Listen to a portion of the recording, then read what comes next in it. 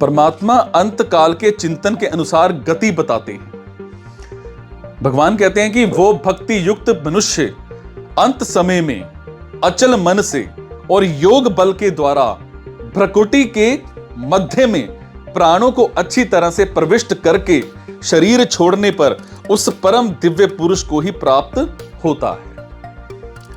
यहां भक्ति नाम प्रियता का है, क्योंकि उस तत्व में प्रियता मतलब आकर्षण होने से ही मन अचल होता है। वो भक्ति अर्थात प्रियता खुद से होती है, मन बुद्धि आदि से नहीं। अंत काल में कवि पुराण अनुशासिता आदि विशेषणों से पीछे के श्लोक में कहे हुए सगुण निराकार परमात्मा में भक्ति युक्त मनुष्य का मन स्थिर हो जाना अर्थात सगुण निराकार स्वरूप में आदर पूर्वक दृढ़ हो जाना ही मन का अचल होना है। पहले प्राणायाम के द्वारा प्राणों को रोकने का जो अधिकार प्राप्त किया है उसका नाम योग बल है।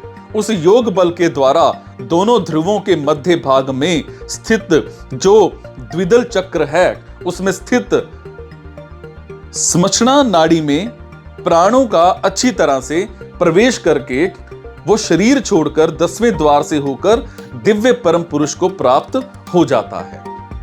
जिस परमात्म तत्व का पीछे के श्लोकों में वर्णन हुआ है उसे दिव्य परम सगुण निराकार परमात्मा को वो प्राप्त हो जाता है। यहां तक कि इस प्रकरण में सगुण निराकार परमात्मा की उपासना का वर्णन है। इस उपासना में अभ्यास की जरूरत है। प्राणायाम पूर्वक मन को उस परमात्मा में लगाने का नाम अभ्यास है और यह अभ्यास अणिमा महिमा आदि सिद्धि प्राप्त करने के लिए नहीं है, हालांकि सिर्फ परमात्म तत्व को प्राप्त करने के लिए हैं। ऐसा अभ्यास करते हुए प्राणों और मन पर ऐसा अधिकार प्राप्त कर लें कि जब चाहे प्राणों को रोक लें और मन को जब चाहे तभी और जहां चाहे वहीं लगा लें। जो ऐसा अधिकार प्राप्त कर लेता है वही अंतकाल में प्राणों को सुषुम्ना नाड़ी में प्रविष्ट कर सकता है। कारण कि जब अभ्यास काल में भी मन को संसार से हटाकर परमात्मा में लगाने में साधक को कठिनता का असमर्थता का अनुभव होता है, तब अंतकाल जैसे कठिन समय में मन को लगाना साधारण आदमी का काम नहीं है। जिसके पास पहले से योग बल है वही अंत समय में मन को परमात्मा में लगा सकता है और प्राणों का सुषुम्ना नाड़ी में प्रवेश करा सकता है। साधक पहले यह निश्चय कर ले कि अज्ञान से अत्यंत परे सबसे अतीत जो परमात्म तत्व है वो सबका प्रकाशक, सबका आधार और सबको सत्ता स्फूर्ति देने वाला निर्विकार तत्व है। उस तत्व में ही प्रियता होनी चाहिए, मन का आकर्षण होना चाहिए, फिर उसमें स्वाभाविक मन लगेगा और संसार की आसक्ति मिट जाने से उस साधक का एक परमात्मा में ही आकर्षण रहता है, अन्य में आकर्षण नहीं रहता।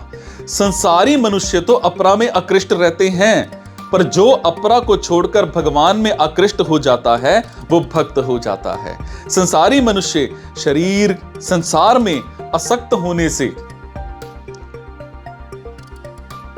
हो जाते हैं। वो परमात्मा ज्ञान रूप है, प्रकृति तो विनाशशील है, समझे। और